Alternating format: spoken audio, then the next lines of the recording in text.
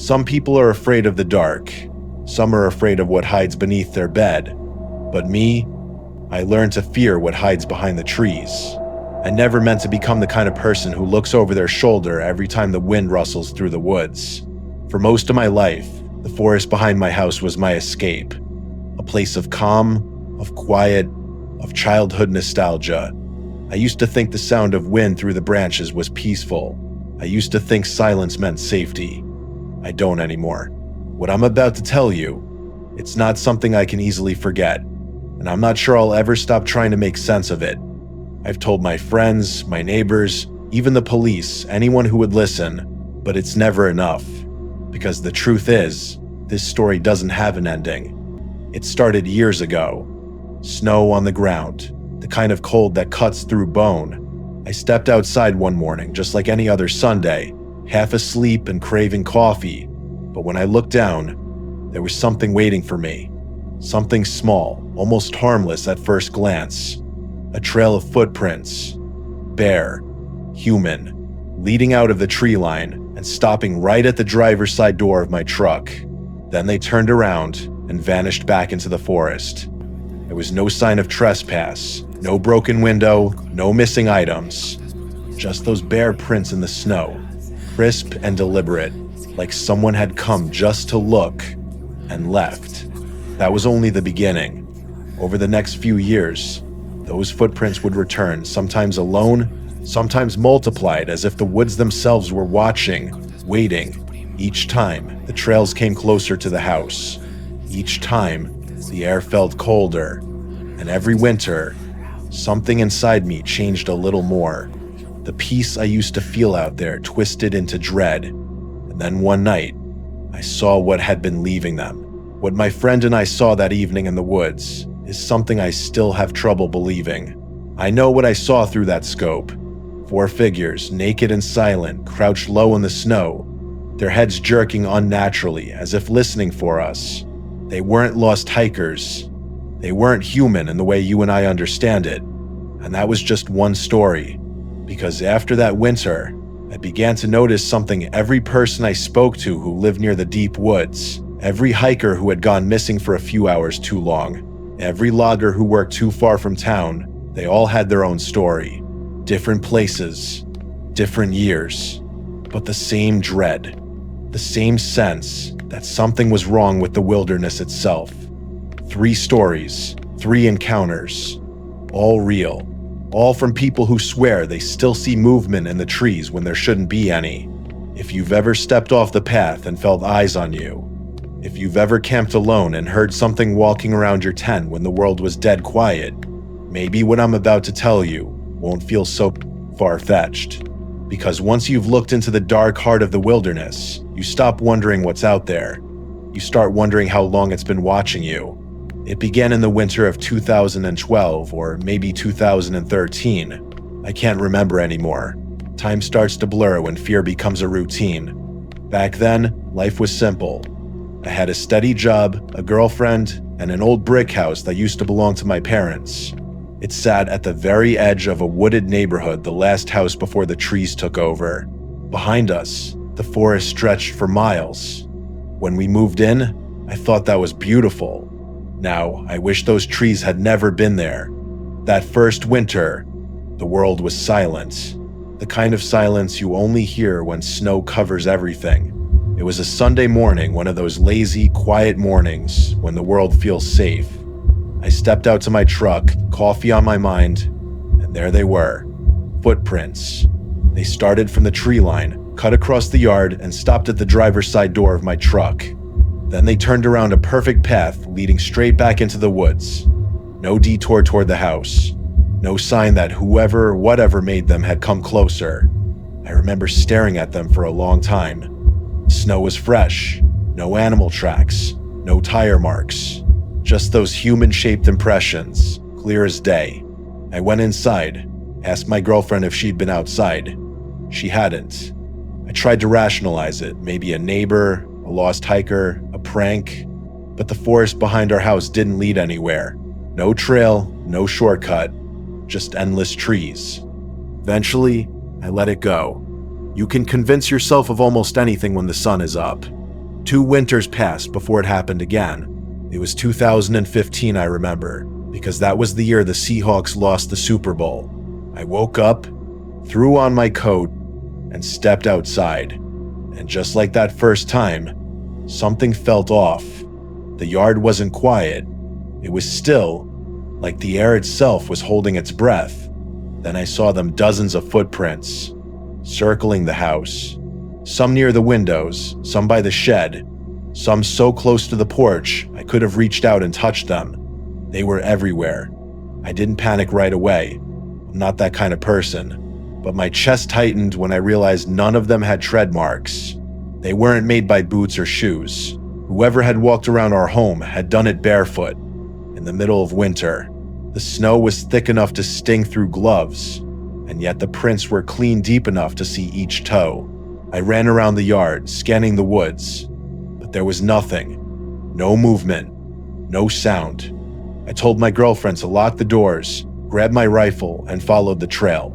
It wound through the trees, twisting in and out of view, leading me farther and farther from home. I told myself I'd stop once the sun dipped below the branches, but I didn't. After about half an hour, the footprints split in two. 2 identical trails, side by side. At first, I thought whoever it was had doubled back. Then I realized both paths continued forward, diverging deeper into the woods. That's when I felt it, the quiet. Not peaceful, but suffocating, like the forest was listening. I turned around and went home. I didn't tell anyone, not even my girlfriend, what I'd felt. I just told her we'd call the police in the morning. When they came, the snow had fallen again. The tracks were gone. They told us there wasn't much they could do without evidence of a crime. So we waited. Months turned to years. We got engaged, repainted the house, and tried to forget. For a while, it worked. But fear has a way of circling back, just like those footprints. Then came January. New year. Same snow. Same silence. I stepped outside one morning, and there they were again, scattered all over the property. Only this time, they led somewhere new. To the shed.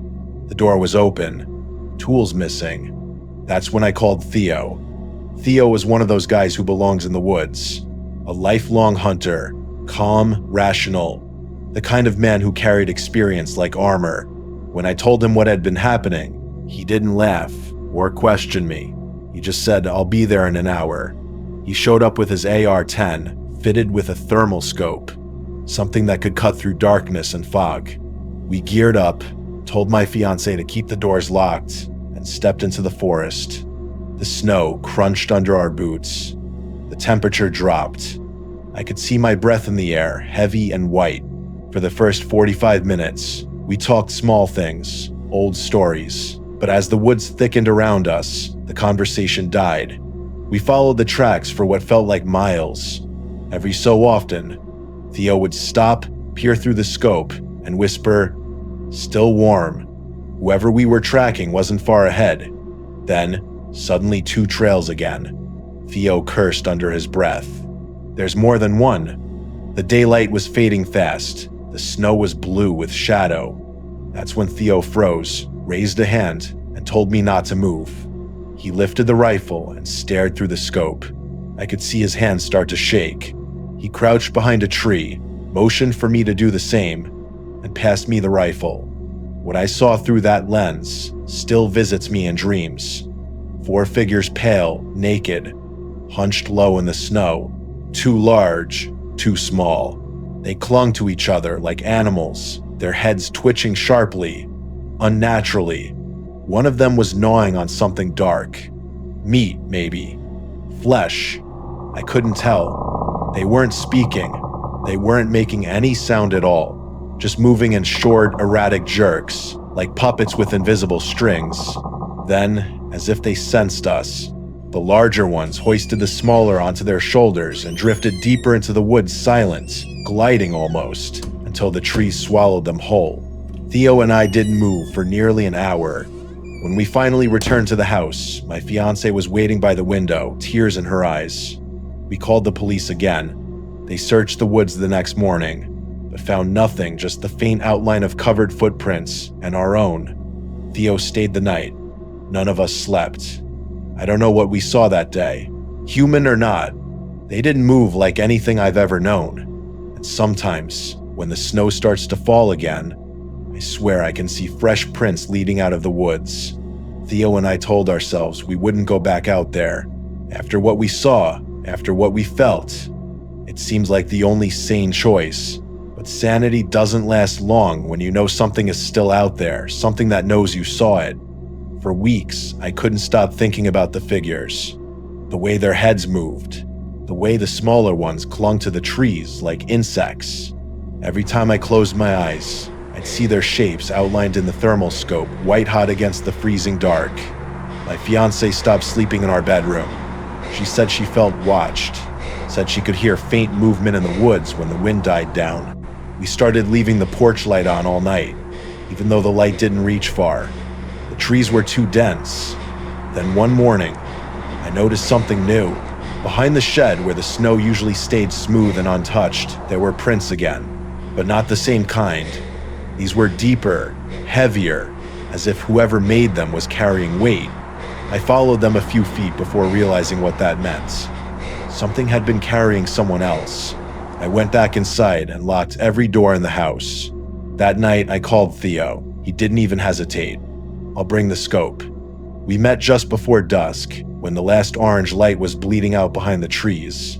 The air was sharp enough to sting the lungs. We didn't speak much. Words felt small out there.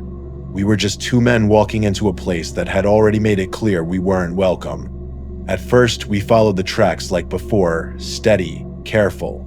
The silence around us was thick, the kind that hums in your ears until you start to imagine whispers inside it.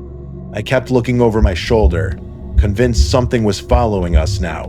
After an hour, the trail split again. Two directions, one veering left into the deeper brush, the other winding right toward a frozen creek. Theo scanned both paths through the thermal scope. Nothing. No heat signatures, no movement. Just the lifeless blue of cold earth. But when he lowered the rifle, his face went pale. "What?" I whispered. He didn't answer. He just pointed ahead.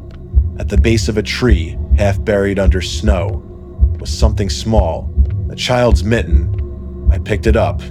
It was damp and stiff, the kind of cheap wool you'd buy for a kid in the city.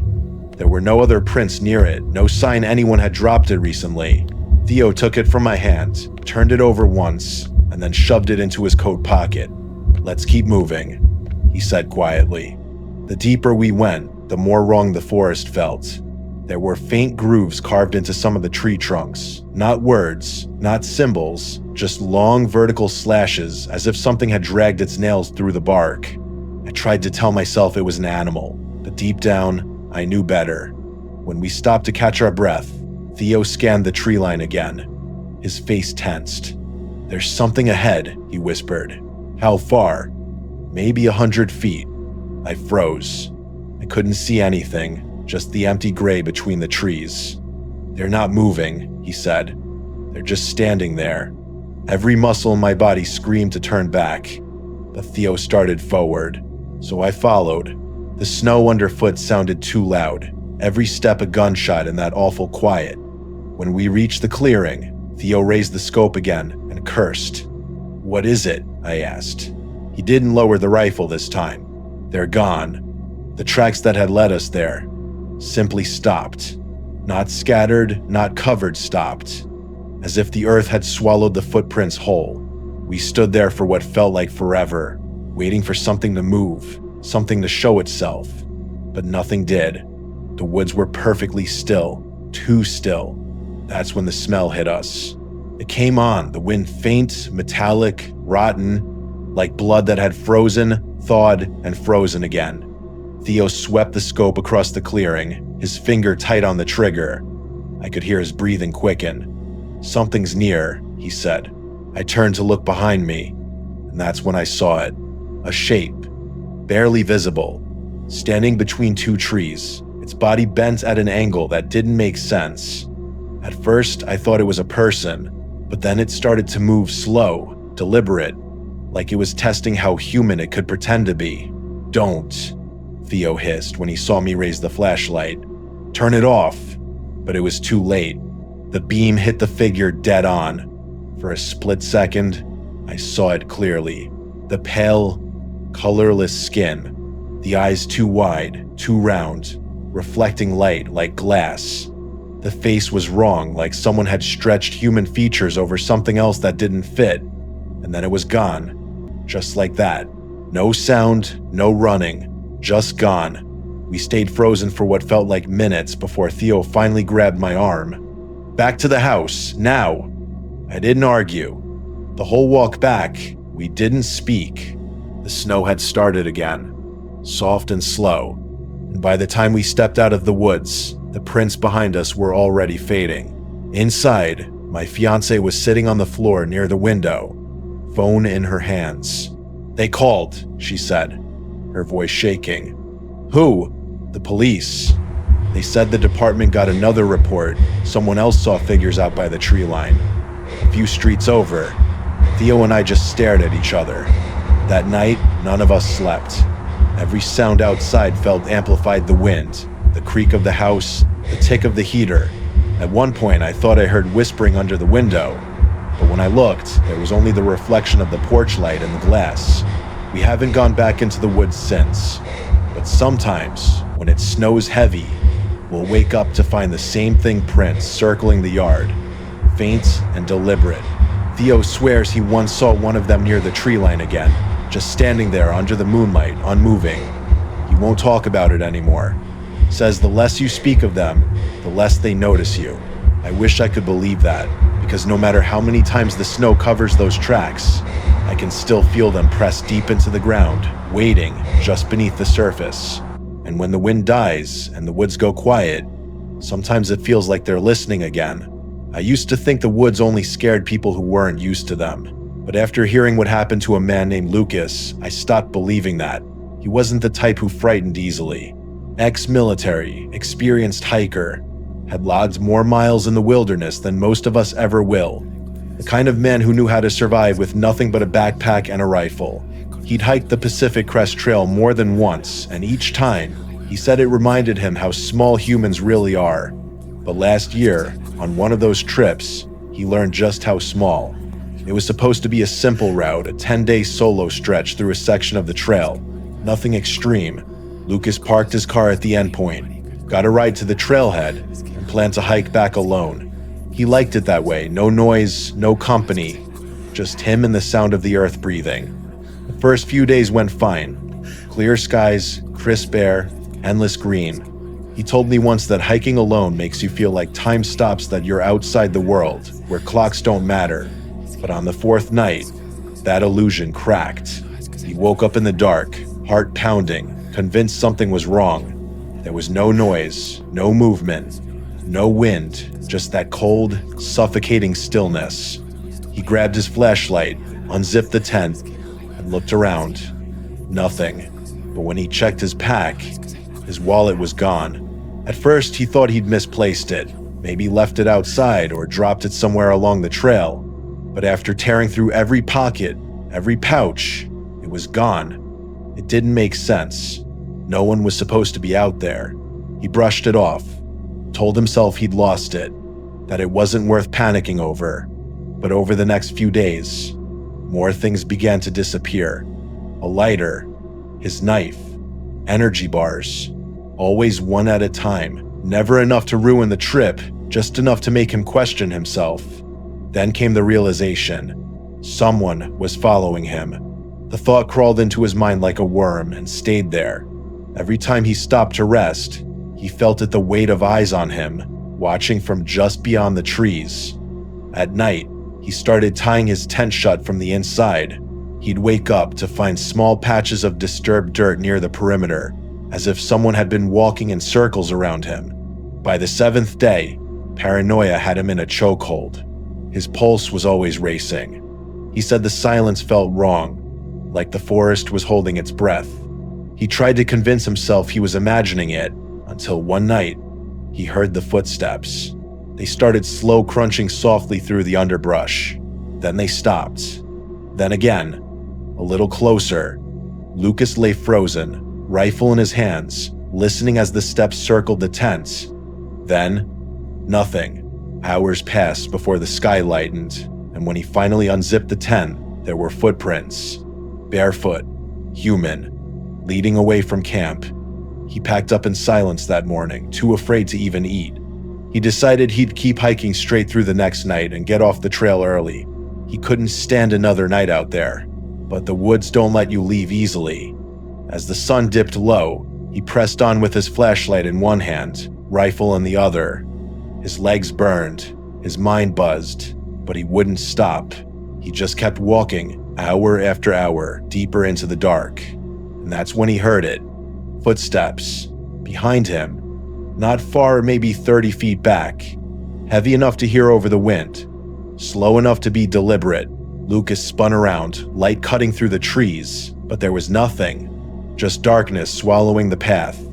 He stood there for minutes, scanning every shadow, every sound. The forest was still. And then, from behind a tree movement, he caught a glimpse of it before it slipped out of sight. A shape, low to the ground, pale, naked. He shouted, demanded whoever it was to come out. Nothing.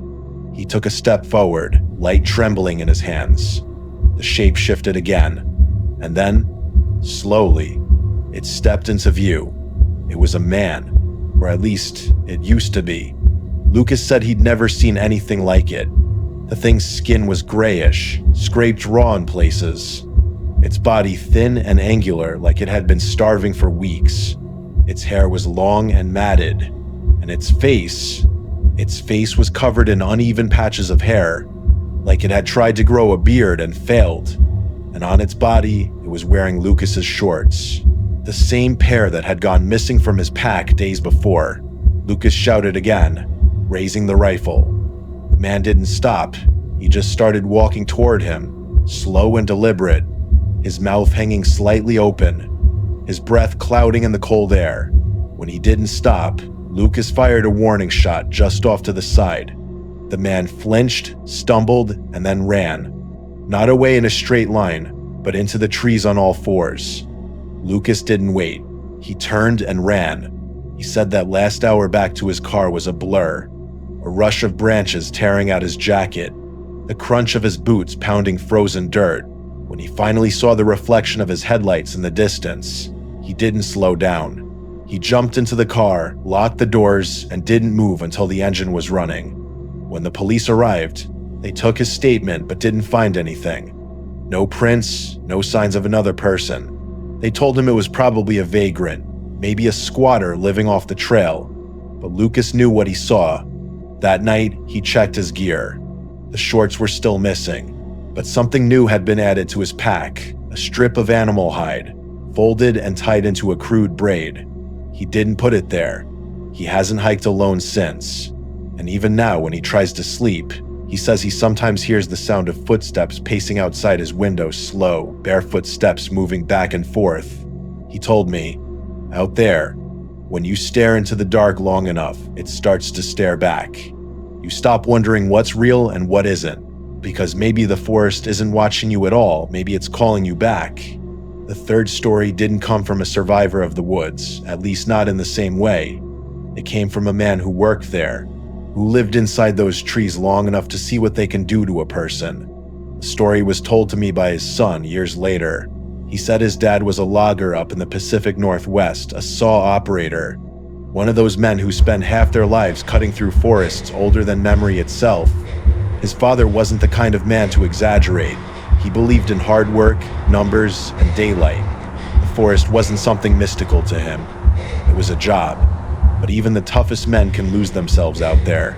He and his partner, Griffin, had been sent to a mountain site so remote it took their company 3 weeks just to carve out a road wide enough for the trucks. Once they got up there, they realized they were completely alone. No service, no towns for miles, just trees and silence. They spent long hours surrounded by the sound of chainsaws and cracking wood. It was rough, grueling work, but his dad didn't complain until the radio started talking back. At first, it was faint static and soft murmurs bleeding through the channels, voices that weren't supposed to be there. He tried changing frequencies, But no matter where he switched, the same distorted chatter followed. He thought it was interference, maybe from another logging crew nearby. But there were no other crews for miles. The voices weren't just random noise either. They sounded like people talking calm, casual, like two men sitting around a fire just out of earshot. It wasn't long before other things started showing up. Footprints near their machines, cans, wrappers, and half-burned wood from a campfire. But they hadn't seen anyone. The mountain was supposed to be deserted. Still, the evidence was there, small reminders that they weren't as alone as they thought. One day, Griffin found something while clearing a path near the ridge. A tent hidden just off the trail. They almost didn't notice it. The fabric covered in moss and pine needles. When they opened it, the air inside was stale and cold. There was one sleeping bag, a duffel, and something else. Inside that duffel was a collection of things that didn't belong in a forest. A child's t-shirt, small underwear, duct tape, rope, and drawings. Crude, shaky sketches of children crying, bound, bleeding. There were photos too. Not many, but enough to make both men go silent. Griffin wanted to pack up and leave. He said they should call the police the second they got down the mountain.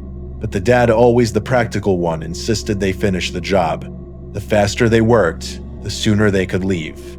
He told Griffin they just stay alert and limit their radio use to emergencies. That night, the radio came alive again, only this time, the voices were clear. Two men, speaking softly. One of them said, "You get the firewood?" The other replied, "Yeah, water too." Then silence. Griffin turned pale. The dad didn't sleep that night. The following evening, he heard them again, the same calm tone, like they were nearby, chatting while they worked. He'd had enough. He grabbed the radio and shouted into it, "Whoever you are, we know you're up here. You better leave before someone gets hurt." The voices stopped. Dead silence. That quiet stretched on for the rest of the night. Not even the wind moved through the trees. Then, around midnight, Griffin shook him awake. "Someone's outside." At first, he thought it was paranoia. Then he heard its slow, deliberate footsteps crunching the gravel. He reached for his gun, but his hands were trembling. His ammunition box wasn't where he'd left it.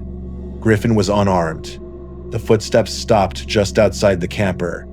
Then came the sound of metal scraping against metal. The door handle was moving. It jiggled once, twice, then froze. The two men sat in the dark, afraid to breathe, then scratching. Long, drawn-out scratches down the outside of the door. Fingernails or something like it. The sound went on and on, until it felt like the noise was crawling under their skin. After what felt like an eternity, the dad decided to act. He whispered to Griffin that he'd check it out, and before Griffin could stop him, he grabbed a flashlight and inched toward the door. The moment he reached for the handle, the door burst open. A figure lunged at him. A man, wild-eyed, with a knife in his hand. The blade slashed across his face before he could react. He stumbled back, blood blinding him, and felt the ground hit his back. Another man appeared beside the first. This one kicked him hard in the ribs, then in the head. The pain was blinding, sharp, and wet. Griffin leapt from the camper, tackled one of the men, and fought him into the dirt. The second attacker froze for a moment, then bolted into the trees. The man Griffin had pinned screamed something not in panic, but rage, before wriggling free and following him. They disappeared into the forest. Griffin dragged his friend back into the truck, pressed a rag against his bleeding face, and drove through the mountain roads at full speed until they reached the nearest hospital hours later. The dad's right eye was ruined. The doctor said he was lucky to be alive. When they reported it, the police hiked up the mountain. They found the tent and the duffel bag, but not the men. The case went nowhere. 2 weeks later, after the rest of the logging crew returned to finish the job, they found one of their coworkers in a ditch. Bound, gagged, dead. No arrests, no suspects, nothing. The dad never went back to logging after that. He told his son that something changed in him that night. The woods he'd once trusted became something else entirely. A place that watched, that waited, that hid things meant to stay buried. For years, he woke up screaming, his hands clawing at his face where the knife had been. He'd sit up, gasping, whispering the same words over and over. They weren't men. His right eye had gone cloudy, but his son swore he'd sometimes catch him staring into the woods behind their house as if he could still see through it, see them. He never said what he thought they were, but he stopped calling the forest the woods. He called it their place. Every one of these stories began the same way, with someone stepping into the woods, thinking they understood what waited inside, and every one of them ended with that same understanding shattered. I've replayed their words more times than I can count. The man who saw bare footprints circling his house. The hiker who watched his sanity unravel one missing item at a time. The logger who learned that some voices in the dark don't belong to the living. They weren't connected by place or by time, but by something deeper, something ancient. You can try to rationalize it. Say it's people, hermits, drug addicts, cults, feral families. You can blame hallucination, exhaustion, fear. But when you hear the same patterns echo from different mouths, years apart, miles apart, you start to wonder if the wilderness itself is alive in some way. If it remembers us, watches us, calls to us. Because when you stand alone among those trees, when the air grows heavy and every sound seems to move behind you, you start to feel it too, that quiet awareness pressing against your chest. The forest doesn't care who you are. It doesn't need to hate you to hurt you. It just needs you to step inside. The man with the footprints eventually moved away. He never found out who or what left those tracks. The hiker still wakes up at night, swearing he hears someone pacing barefoot outside his window. And the logger's son says his father never stopped facing the woods before he died, as if expecting them to whisper his name one last time. So if you ever find yourself deep in the wilderness, miles from anyone who could hear you scream, stop for a second. Listen, because the forest is never truly silent. It's only waiting for you to notice what's hiding between the sounds. And if you see footprints in the snow leading out from the trees, don't follow them. Don't look for where they begin. Just turn around and pray they don't lead back to your door. Because some stories don't end when you leave the woods. They end when the woods decide to let you go.